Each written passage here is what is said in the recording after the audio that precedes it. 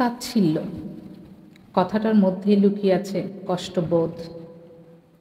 অবশ্য কষ্টবোধটা কেবল তারই যিনি তাচ্ছিল্যের শিকার হন।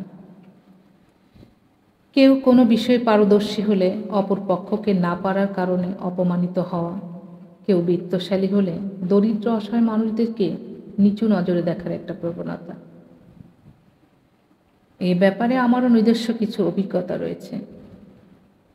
কোনো এক সময় আমিও আর্থিক অনটনে ছিলাম।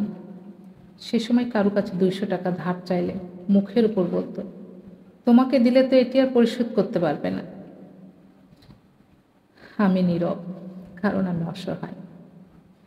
আবার জনৈক কারো কাছে সেলাই মেশিনটা চেয়ে বলেছি, একটু দেবেন? নিজের কাপড় তৈরি করার পাশাপাশি অন্যের কাপড় তৈরি করে কিছু অর্থ উপার্জন করব।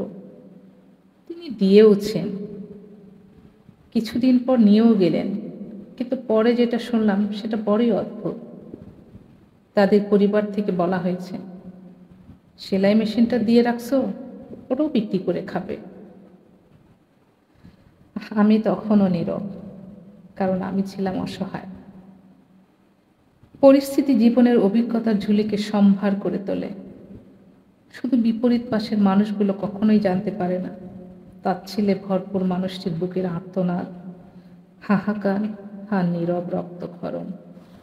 প্রখর তরুণতি দীর্ঘ দগ্ধ দিন, প্রখর তরুণতি দীর্ঘ দগ্ধ দিন, যত দূরে যাই নাই শুধু নাই, দিকে দিকে শুধু নাই নাই নাই, প্রখর তরুণতি দীর্ঘ দগ্ধ দিন।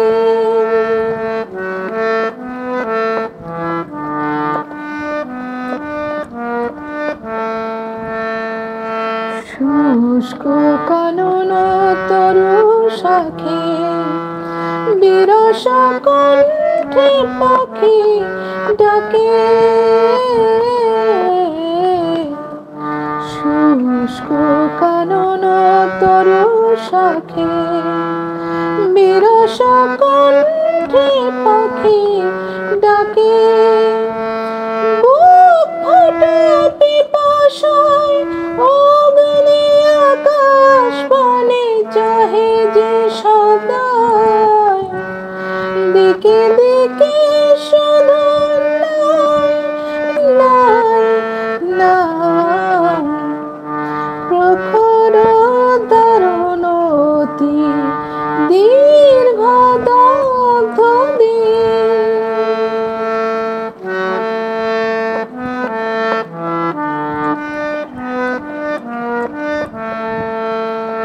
হায় রে স্রোতস্বিনী এমন শীর্ণ তরে দেখিনি তো আর কোনো দিনই, হায় রে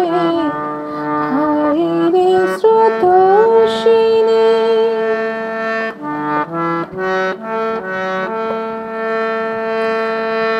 বুকে মরণ যাচে আশা, নীরব মন যত ভাষা,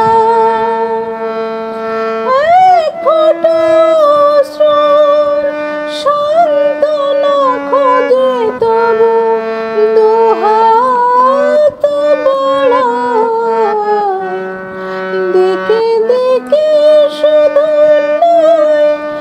নাই নাই, প্রখর তরুণতি দীর্ঘ দগ্ধ দিন, প্রখর তরুণতি দীর্ঘ দগ্ধ দিন, যত দূরে যাই নাই শুধু নাই, দিকে